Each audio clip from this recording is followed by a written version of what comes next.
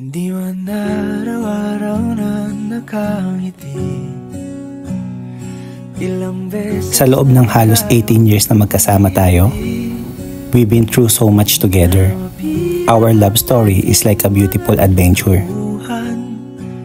Away bati natin di na namamalayan. Full of biking, camping, road trip, at tumagdag pa tong airsoft at RC crawling. Palagi pabalik pa rin sa'yo. Just like the song Palagi, you are my constant, my always.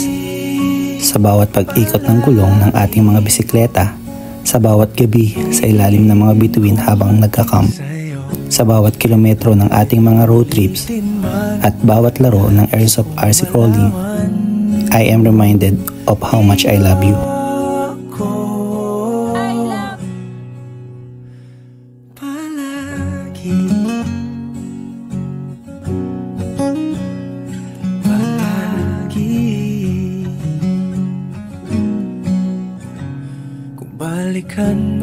Naalala ko pa noong unang beses tayong nagbike together, kung paano tayo nagtawanan at nag-enjoy sa bawat moment.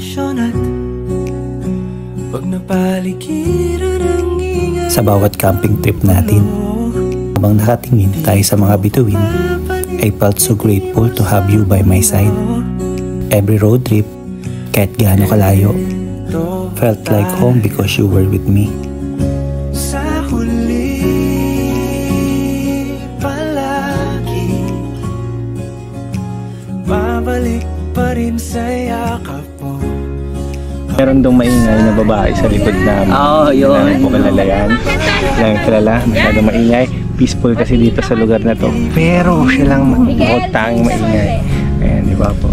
Ang mga airsoft competition natin, kahit na competitive, always end up with laughter and love.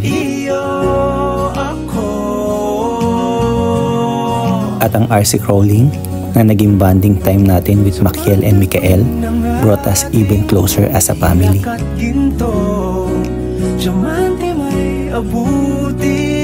Kaya ngayong Valentine's Day, maumay ka sa mukha nating dalawa. Sa huling siglo, sa huli, palagi